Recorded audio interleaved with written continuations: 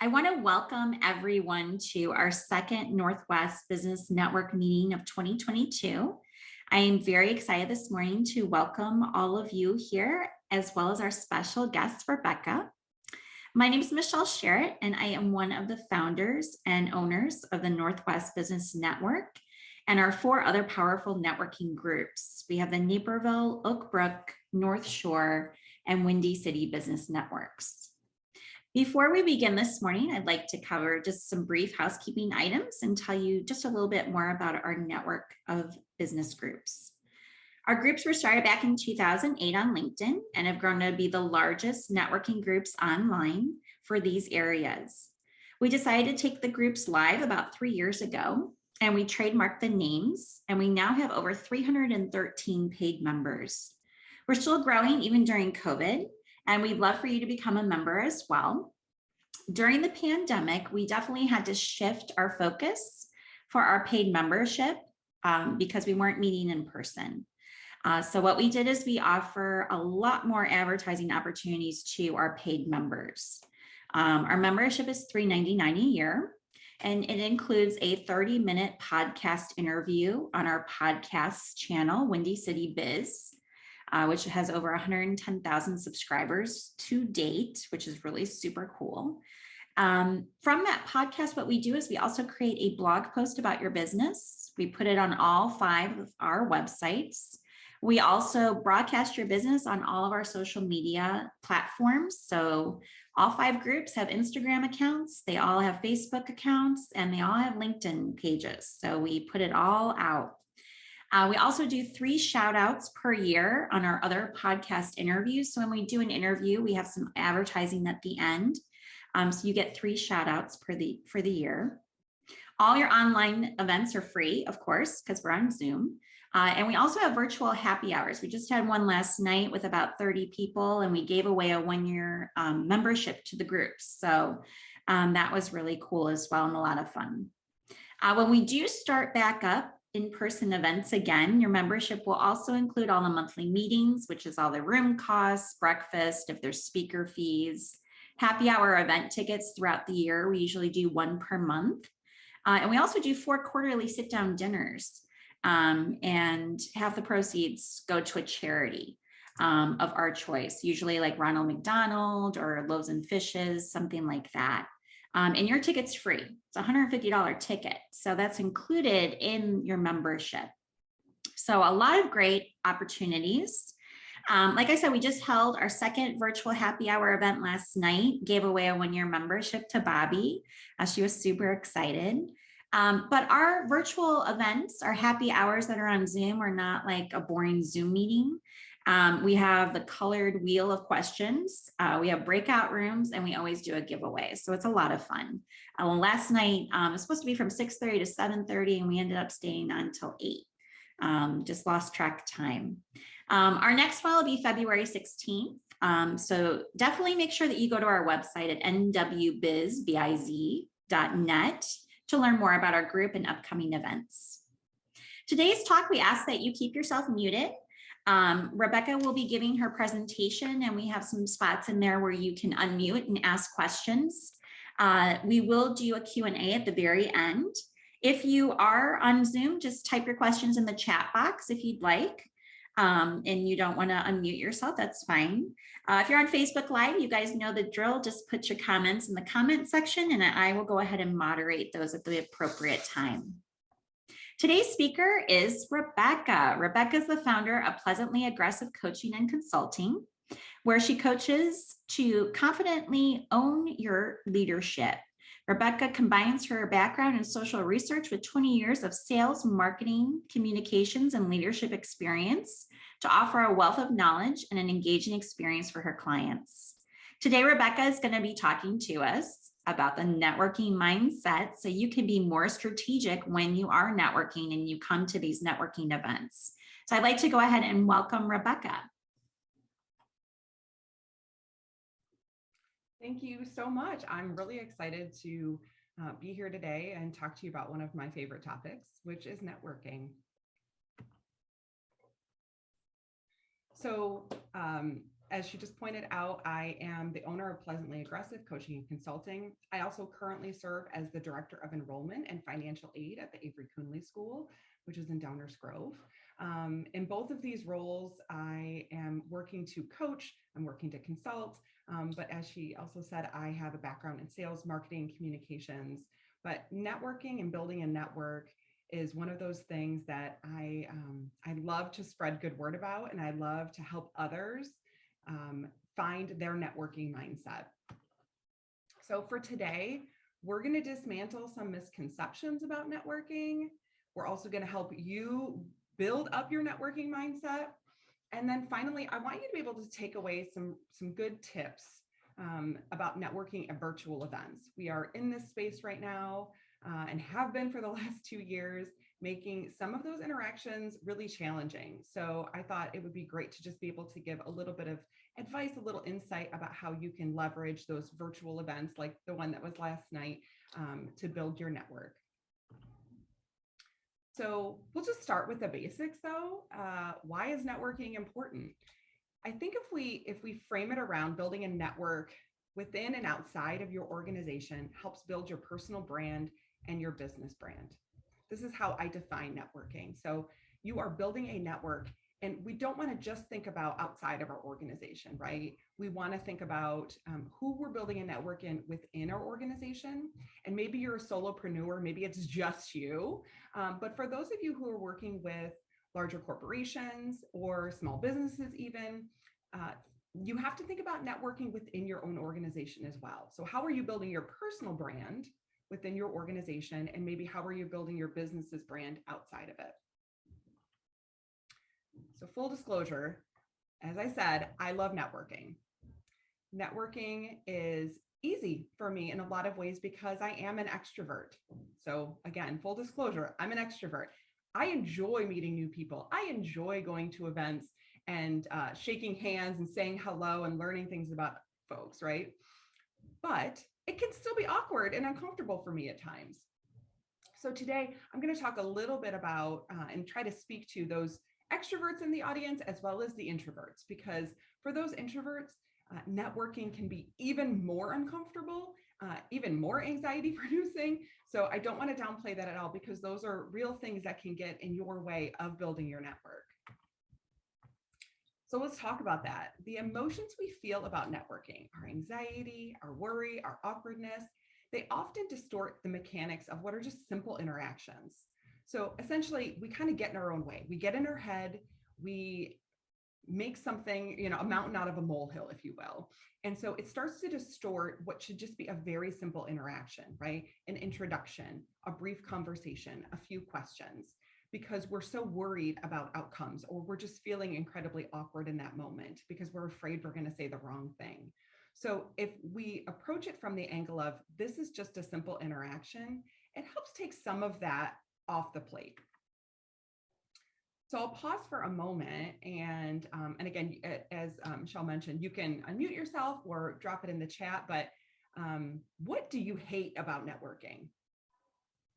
Is there anything that comes to mind, maybe an experience that was particularly cringy, or where maybe you felt super awkward, or maybe you felt really bad for somebody else because they were super awkward in an interaction? So take a moment, think about that, leave a comment.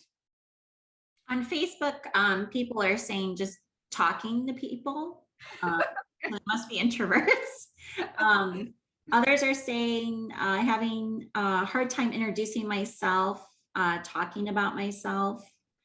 Someone else said leaving the day behind and getting in the mindset of networking, which is what we're talking about today.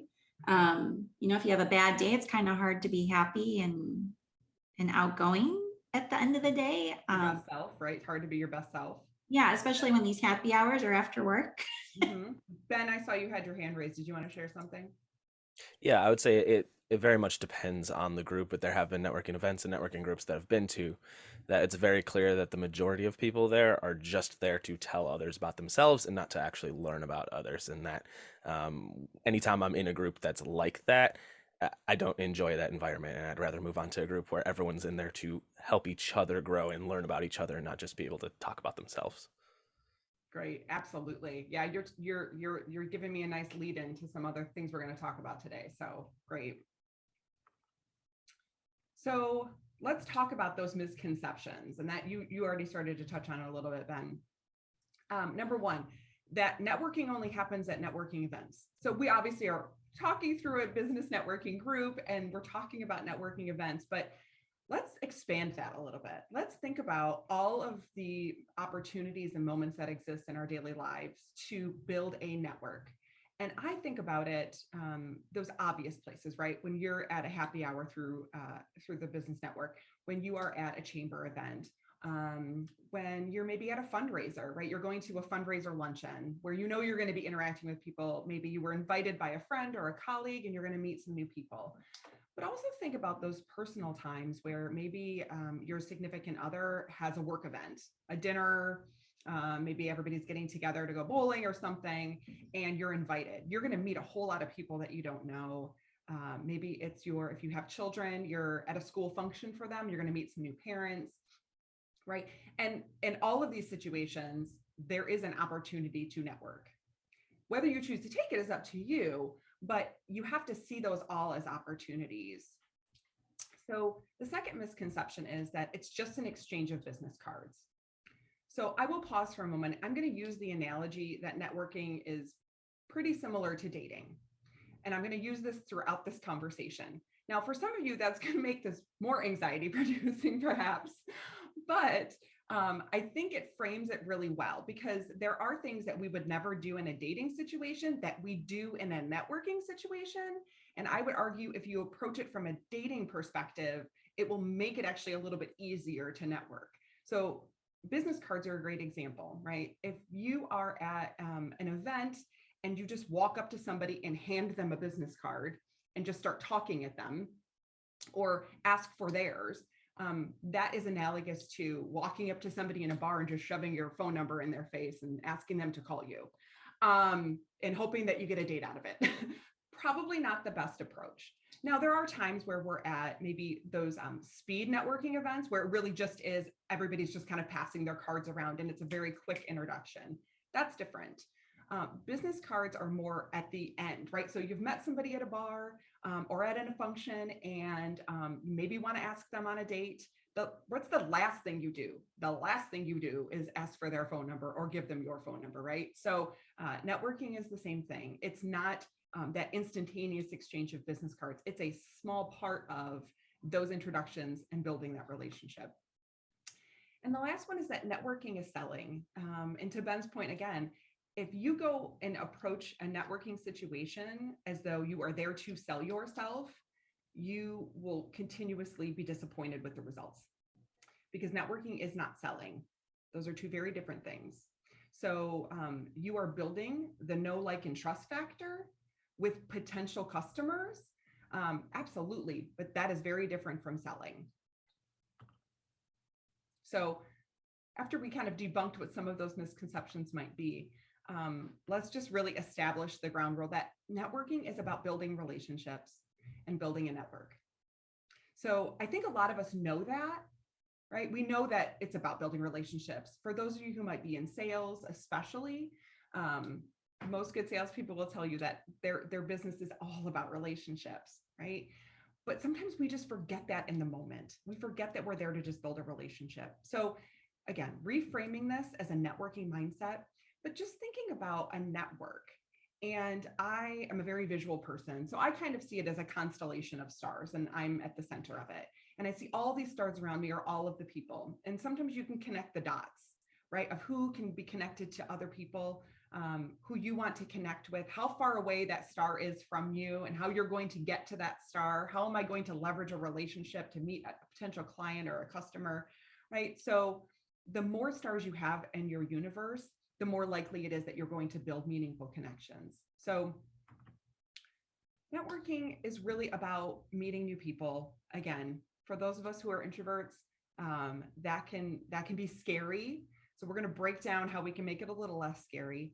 But again, in that universe, you're going to see connections that don't actually directly relate to you.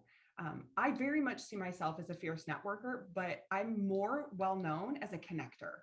What does that mean? That means that I meet people, and as soon as you tell me about what you do, my brain kind of goes through this process of how does that connect to me?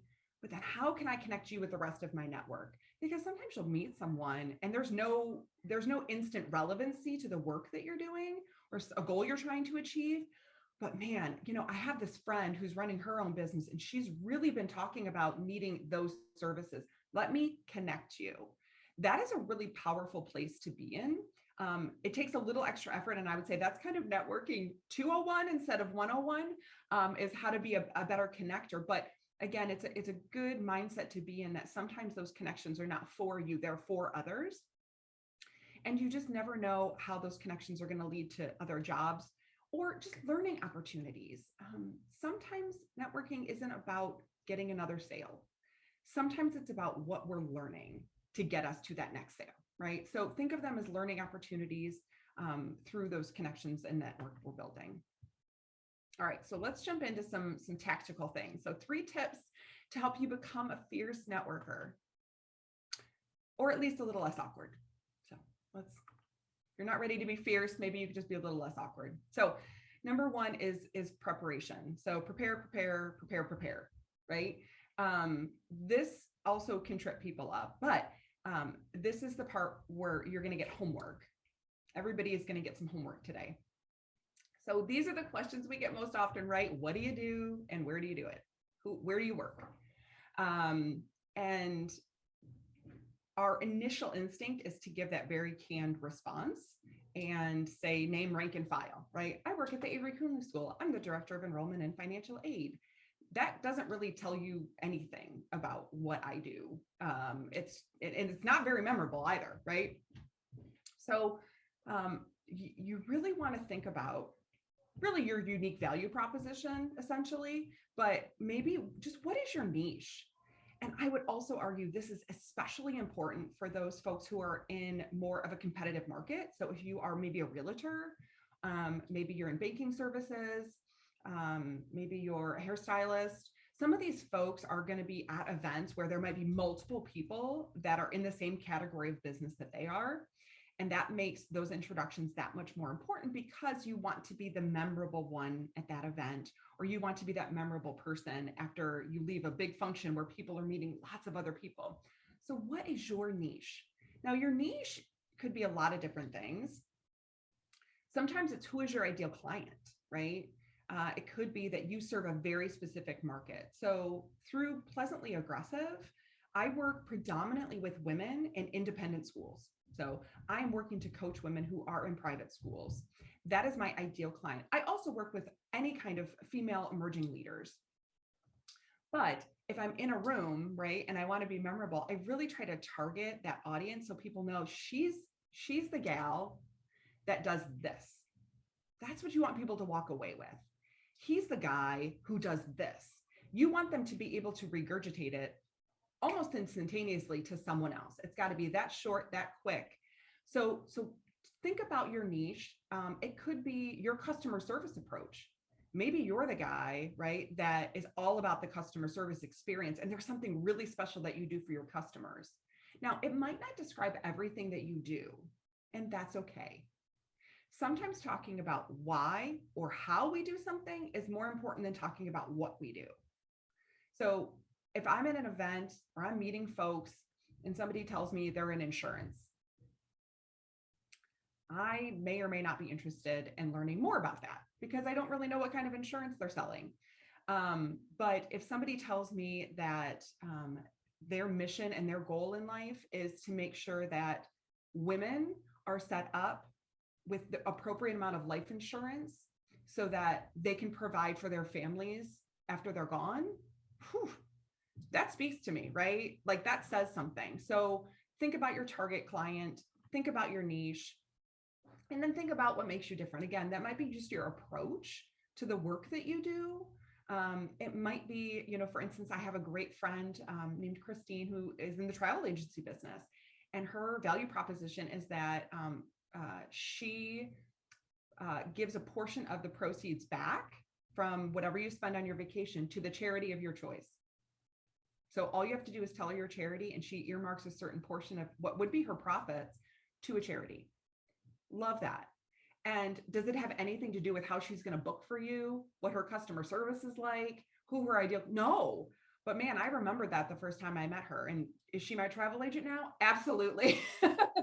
Right. So think about those memorable things. Now I'm going to still do my due diligence and learn more about that, right? And get to like, know, and trust them. But it's that hook.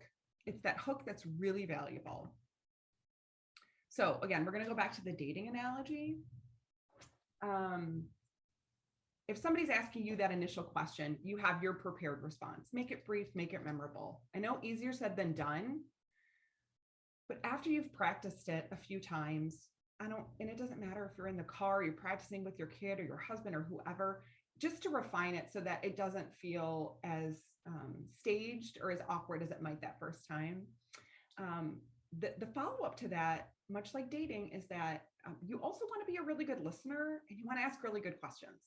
So I think, again, I'm going back to what Ben said, when somebody just downloads a ton of information onto you, number one, I don't really know what to do with all of that. And I might be almost lost and I don't know what question to ask. So if we can keep it brief, then I can ask some more leading questions to get to what I'm interested in knowing. But I would say, like, if you think about, maybe we should all think about some of the best first dates we've been on, is when people ask you really deep questions about yourself and let them lead you down that conversation, and then they listened, right? So how can we be better listeners, and how can we ask better questions to engage? And it feels a little counterintuitive. You feel like when you're meeting someone new, you're trying to get them to like you and connect with you. So clearly I have to give them information. Some of the deepest connections happen when we listen, because who doesn't want to be listened to? Who doesn't want to see somebody engage and listen to what they have to say, right? So I have a kind of a canned set of questions that I'd like to ask. Now, there's the obvious ones, like, where are you from? Do you have kids? Where do you know, those sorts of things, which again are not very memorable. So let's talk about making some more memorable questions, or questions that are going to lead you into deeper connections with this person that you want to build a network with. So how long have you worked in that industry or in this job? This opens up a whole can of worms that can be great. So I remember meeting a gentleman who works in the construction business. And when I asked him, well, how long have you been doing that? And he said only about 5 years. And by his age, I could say, well, clearly he had some job before that, right? And I said, well, what did you do before you went into this industry? And he said, well, actually, I'm a retired hairstylist. And I remember thinking, that's amazing. And you just became incredibly interesting to me. So let's keep talking, because I just want to know more about how you transitioned from being a stylist for 20 some years into the construction business, right? And that's right. That's got to be a great story there somewhere. And then there's the fun questions that can still be related to business. So maybe, what is your favorite business book? But podcasts are hugely popular right now. And obviously we have one right here. So, but what is your favorite podcast? If somebody says, I don't listen to podcasts, maybe it's, what are you watching on Netflix right now? Right. So some of those more innocuous questions that can just lead to more jovial conversation. And, but I think the podcast question is fascinating, because that could go in a million different directions. And if it's a great business one, great. But I remember having this conversation with somebody, with a current customer, actually, a current client. And she said, this is going to sound really weird, but I'm going to tell you anyway. And I said, great. What is your favorite podcast? And she's like, it's called This Podcast Will Kill You. And I said, I need to know more. And it's a podcast about infectious disease, but it's hosted by two really dynamic young women. And of course I started listening to it, and then that became our connection. So we would talk about it, right? It became this little thing that we could share and follow up with each other on. So again, that podcast, or what is on Netflix, think about how some of that data and information you're gathering can also lead to follow-up conversations, right? And this is another one I like. Are you working with any new clients that are really interesting, or really new interesting projects? So this can be in really any industry, right? Everybody's got a client, everybody's got a project, everybody's got some iron in the fire. So I really love this one too, because folks will get fired up and passionate to talk to you about the thing that they're working on that's really interesting to them. And who doesn't want to like tap into, oh my gosh, okay, so I just got this new client and we're working on this and I'm really excited. And then I think if you're able to talk passionately about something, you're going to be more authentically yourself, right? So if you're asking this question of somebody else, they're going to feel a little more relaxed to talk about something they're interested in. That also opens the door for you to do the same thing. Okay. So I'm going to move on. So prepare, practice, practice, practice. Practice doesn't make perfect, but practice does make permanent. So the more you practice, the more it's going to stay permanently in your brain. And as silly as you might look, in your car on the way to work in the morning, talking to yourself, it works. So number 2, take risks. Focus on the process, not the outcomes. So I'll tell a personal story about taking risks. I met my husband because he took a risk. He had recently moved to Michigan. I'm born and raised outside of Detroit, and he had recently moved there and knew exactly about one person that lived in my area. And his friend said, I have this friend who's having a party. You should come. And my husband, the introvert, said, I won't know anyone there. I don't think I should go. I'll only know you.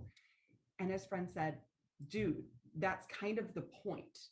You need to meet people. We need to expand, right? Our friendships here. He came to that party. I was there. It was my friend that was throwing it. And, 18 years later, 2 kids in a house later, right? Here we are. So taking those risks is, again, another experience that can make you very nervous. But the more risks we take, the more likely we are to find the folks who are going to be great connections for us. But if we're focusing on the outcomes, we're going to trip ourselves up. So if every time you meet somebody, you start running through the possibility that they're a good connection for you and questioning it, you're not going to go deeper to a place where you could potentially discover if they are the right connection for you. So let's say you're at a fundraising event, you're at a breakfast, and you're sitting around a table where you don't know anybody, and people start introducing themselves and you're chatting. Our natural instinct in those moments is to kind of start categorizing folks. Is this a potential client? Is this a potential connection, right? I would argue that if we start doing that, number one, we're not probably listening very well to what people are saying because we're focused on ourselves. We're focused on our needs in that moment. So be a good listener, listen up, see what people have to say. Don't worry about whether or not they're going to be a potential client. Just listen, just pay attention, right? And allow yourself to be your authentic self. Share the things that we talked about. Prepare, right, some remarks that make you memorable. Chances are, if you do that part right, they're going to gravitate to you. There's going to be some gravitation towards you, which is great because now you're not the one that is trying to classify everybody. It becomes mutual. You're kind of meeting in the middle, okay? But also, if you're so worried about the outcomes, what's going to happen is you're cutting off leads and you're cutting off connections before they have a chance to materialize. Now, all of our time is really valuable right now. And I know, even in sales, we talk about casting a wide net or being super strategic, right, to our target audience. These are 2 choices we have to make. I would say the more risks you take, meaning the more people that you meet, the more opportunities you have to find that right connection. And you're only going to expand. Now, how much you invest in them after that initial meeting, right? And as things kind of go on, is what's going to determine who is the best connection for your network and who you want to keep in that circle.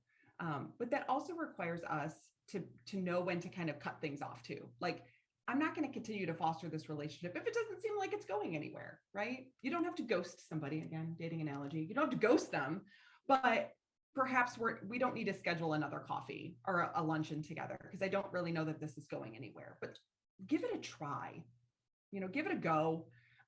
Yes, that person who sells insurance might not be a good fit for me in a couple of different ways, but let's just see where it goes. It really can't hurt, right? So everybody loves a good office joke, right?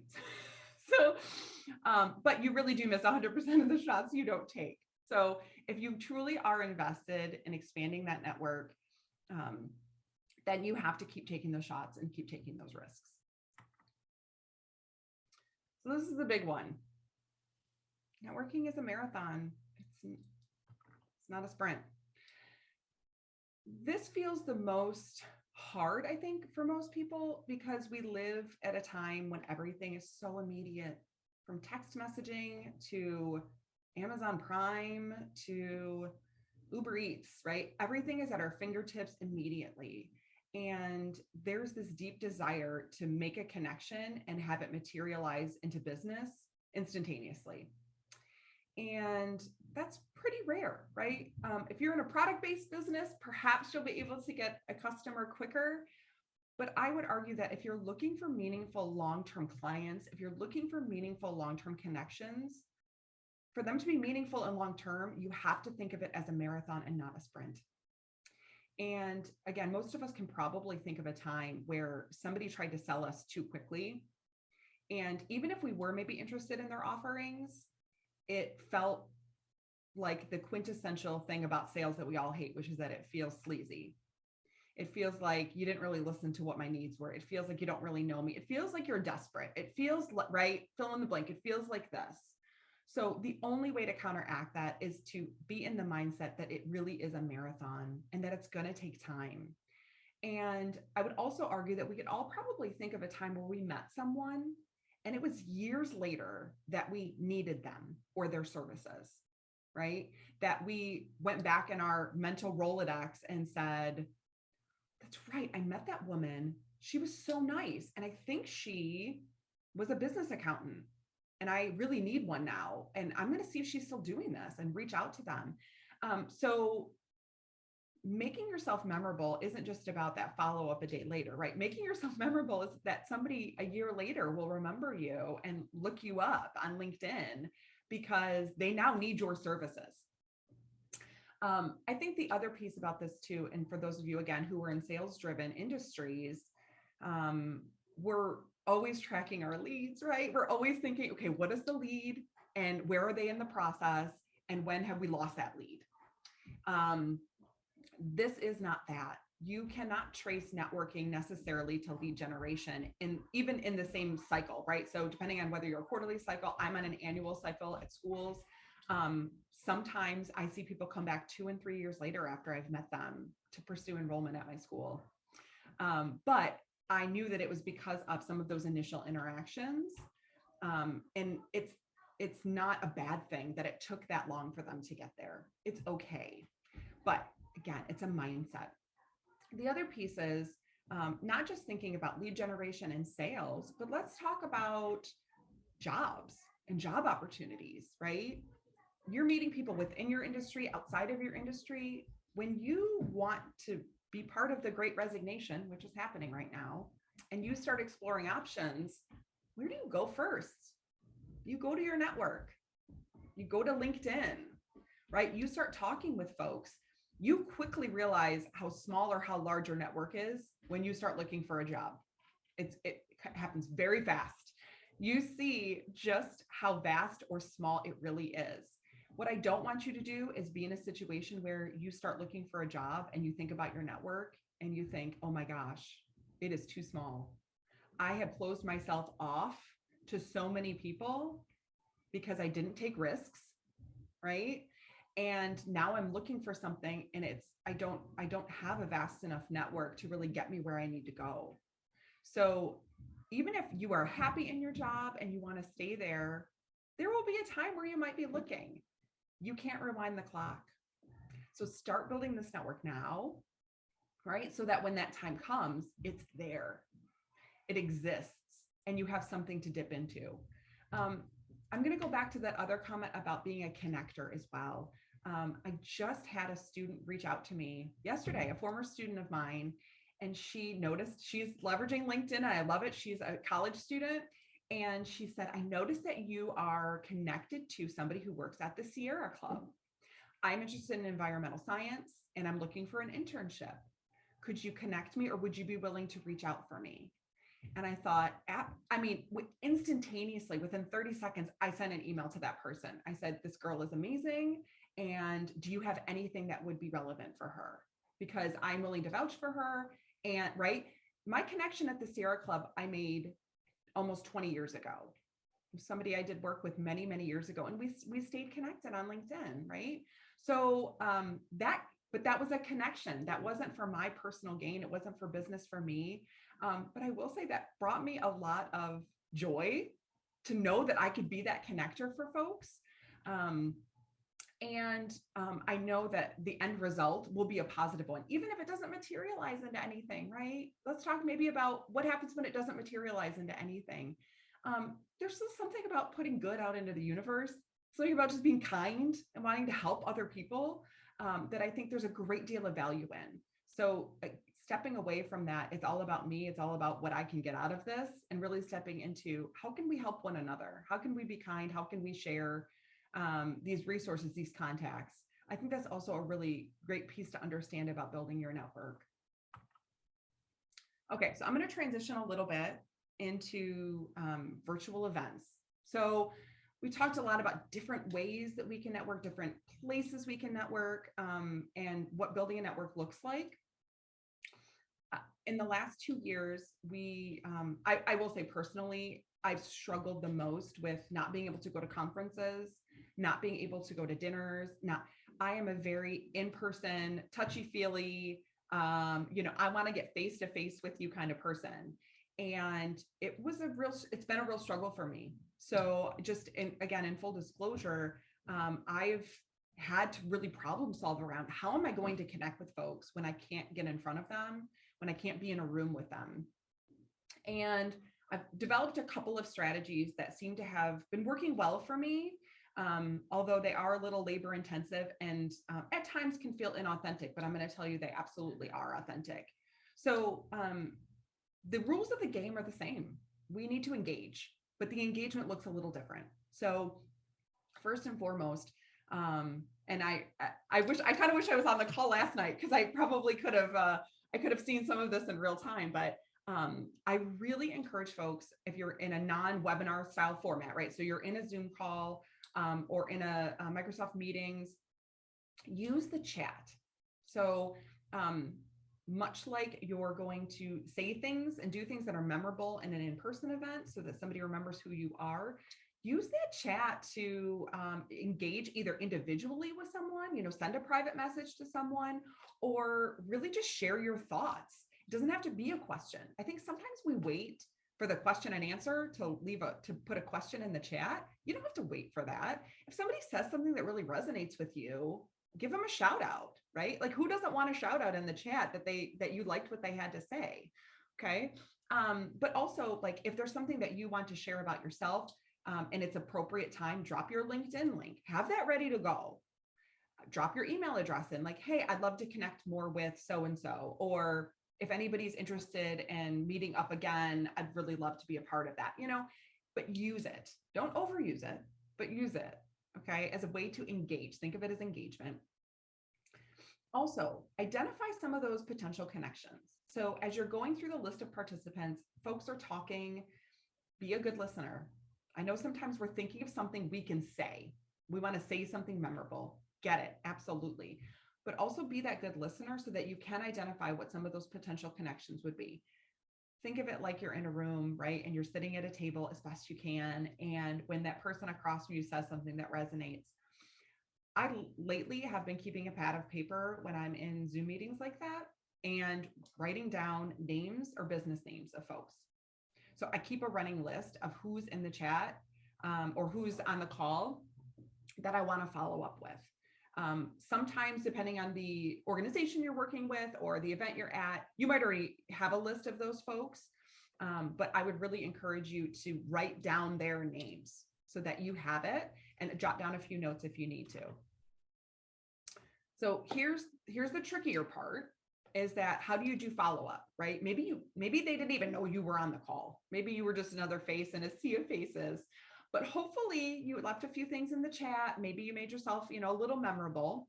I will pause for 1 second and say, I absolutely, on networking events, wear something that stands out. So I have red glasses that I often wear, a red top. Guys, I know it's a little trickier for you, but don't be afraid to do something that literally makes you stand out, right? A background or something, because it's about being memorable. So don't hesitate to do something like that too, because when you do this follow up, you want it to be authentic, but you also want them to hopefully jog their memory a little bit. So LinkedIn is my preferred, obviously, vehicle for this. Some people are Facebook people, and maybe depending on the group that you're networking with, it might lend itself more to Facebook or something like that. But I'll use LinkedIn as an example. But absolutely request a connection on LinkedIn. It's usually a very safe space to do that. Most people are very willing to make connections. But the most important thing you need to do is leave a message. Do not send a connection request without a message. It's really, really important. And this is my template. Keep it simple. I saw you at the blank event. I'd like to stay connected on LinkedIn. Do not pitch them or ask to meet. Do not. Just don't do it. Just don't. Immediately no. Immediately no. Just don't do it. Unless you had some really robust discussion in a breakout room and it was just the two of you, right? And the follow-up was, let's get together. Otherwise, just send the connection request, send the message, and leave it alone for a little bit, okay? The great part about LinkedIn, if you're using it effectively, and I highly recommend, and I'm guessing most people on this call and in the Facebook group probably are, is that you're now going to see this person hopefully in your newsfeed. This is where engagement can happen. And I don't think people leverage this enough. So when you see their posts, comment on them. You're now going to see what they're commenting on and what they're liking. Pay attention, okay? And usually you're not going to be sending friend requests to 50 people after a networking event, right? 3, 4, 5, maybe. I wouldn't say more than that probably. Otherwise, that's just kind of a blanket thing, right? But maybe 10. Maybe everybody on the call was like, these are all folks that I could really work with. And that's okay too. But now you have this list. Hopefully you've connected with them on LinkedIn. Now you start seeing them in your feed. What do you do? Okay, so they're making comments on posts. Maybe they're making posts. Leave a comment, hit the like button. Really doesn't take a lot of effort, but it is very strategic because what you want to do is start cultivating a relationship through this other platform. I've seen this work in great ways too, because then let's say it's a month later, right? We're on next month's happy hour call and we've been seeing each other on LinkedIn, or maybe we've been seeing each other on Facebook. Maybe I know that you just got a promotion. Maybe I know that your daughter just graduated from college because you were posting things. This gives me a talking point. This gives me something to connect with you about, right? And I've often gone on calls and said, oh my gosh, it's so great to see you. For instance, Christy Sullivan, who's on this call right now, and I connected over after she saw me on a call, and we connected on LinkedIn, and we're having coffee next week. And I'm so excited to see she's on the call today. So this is like in real time, right? How this happens. But it's very authentic. You are trying to get more information. You're trying to experience and engage with folks like you would have done in an in-person setting. We're just trying to duplicate it in more of that virtual space. And again, we're going to go back to remembering that it's a marathon and not a sprint. That you might be engaging with somebody on LinkedIn for a while. At some point, you might determine like, you know what, they're not really aligned with what I need in my network right now, but they're still there, which is great because if you do want to come back to it, it's there. On the flip side, you might see that cultivation happen slowly over time. Maybe you host, a LinkedIn event. Now they're in your network. You can invite them, right? They can get to know a little bit more about you or your business. So leveraging LinkedIn, but specifically in this way, I think is really crucial. And I would also add one more thing about that memorable piece of LinkedIn. I've seen this strategy work really well, is that if you do connect with somebody over something and you start to foster that connection, maybe it was about that podcast, the next time a podcast posts and you want to share it on LinkedIn or share it on another social media page, You can always comment on them and use them in the comments and say, hey, I saw this and thought of you, right? Again, it's a little like dating, like you're texting them, but those types of little interactions build over time, right? And make it that marathon instead of that sprint. And it is authentic. It feels real. And it doesn't feel desperate. It doesn't feel salesy. It doesn't feel all of those things that make us feel like that other person isn't listening to us or isn't connecting with us authentically. So I'm going to pause there. I see there's some questions in the chat. So I'm going to move to the Q&A portion. I know we've got some time. I think we're kind of right on time here. So why don't we move into some questions?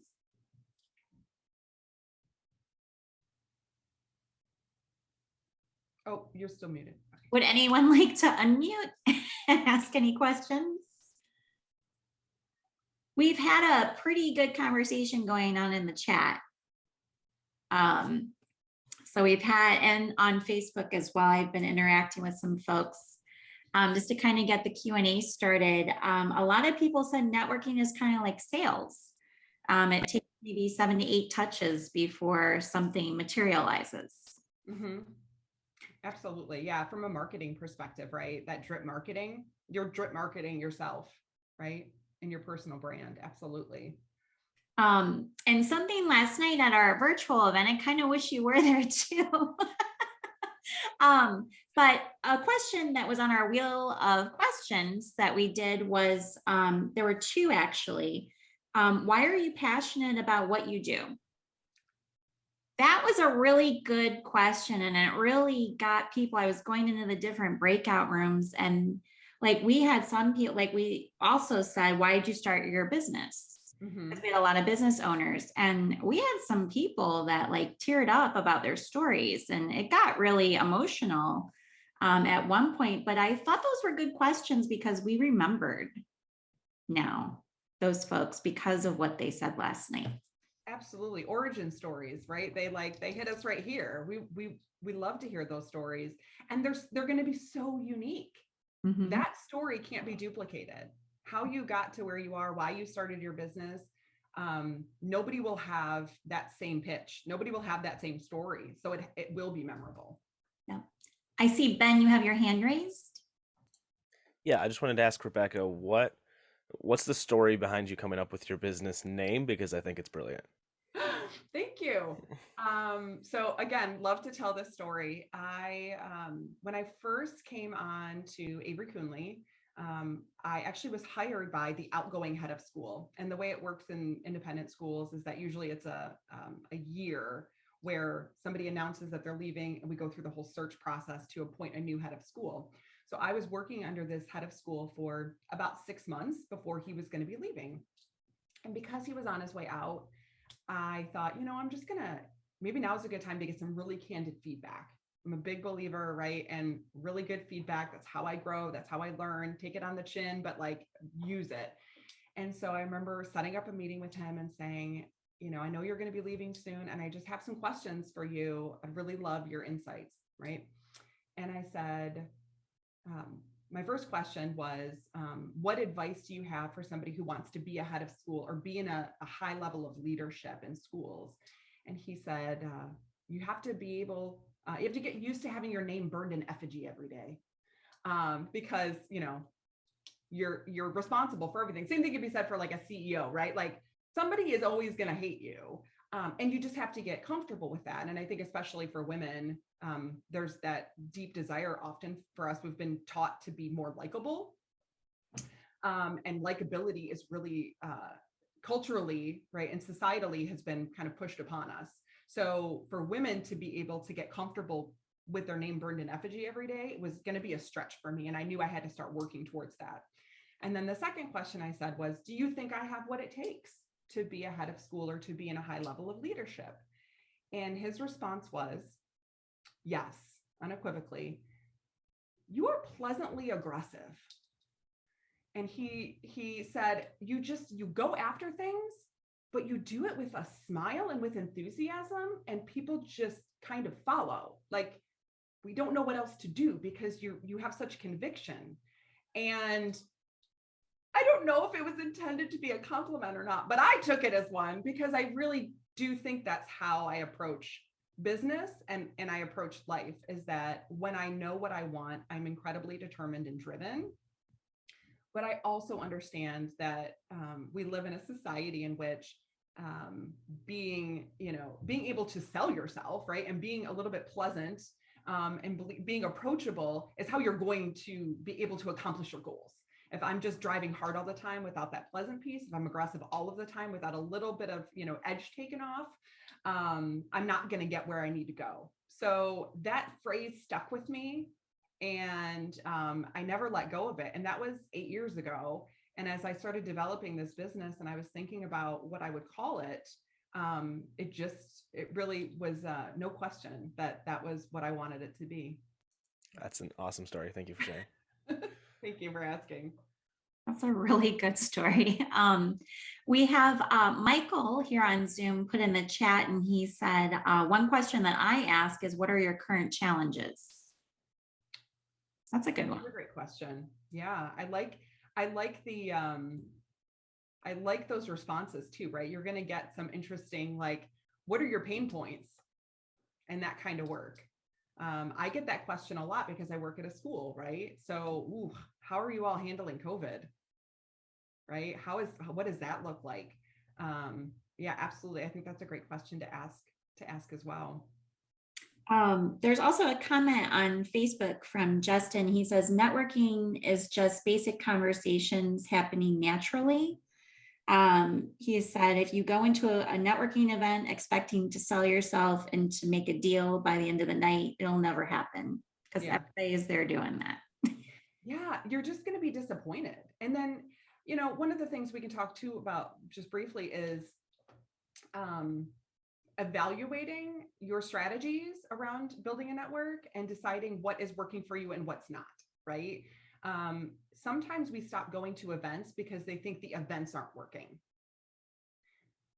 Perhaps your approach needs to change in order for them to start working. But again, it's managing expectations. We're members of several different chambers, and I have found certain events lend themselves to better networking opportunities. But I attend a lot of different events, and I try to find the right approach for each event. If I have the same approach to everyone, right, everything, it might not be working. But if we really do approach it from I'm just meeting people, I'm just trying to get to learn a little bit about them, and walking away with, some knowledge, some understanding of some new folks, and maybe got to share my story a little bit right here and there, then maybe that is your measure of success. So, right. So let's talk about, how do you measure success in networking when it's a long game, when it's a marathon? That's hard, right? Especially if you're investing money, investing money in a membership, investing money in events. But again, like any good sales and marketing strategies, if you send out one postcard about your business, you're probably, it's going to be expensive to send out 5, but it's those touch points that you need. So if you show up at one of these networking events and don't come to another one and say, well, I didn't get anything out of it, that's not how that works.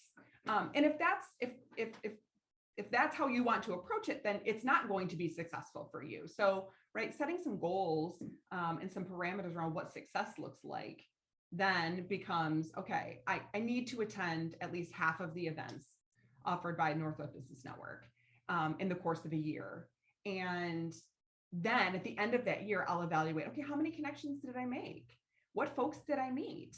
And I would also say, don't disqualify the personal connections that you're making, right? Like, how do you think I found my dermatologist? Right? It isn't just about those business connections. It's also about because there's such crossover. So thinking about what does success look like for you personally, professionally, and what you might need to do. And I think that's where Michelle and the folks who run these organizations are really great sources of information, because they're going to be honest with you about how other clients have been successful with their memberships. Pay attention, listen, right?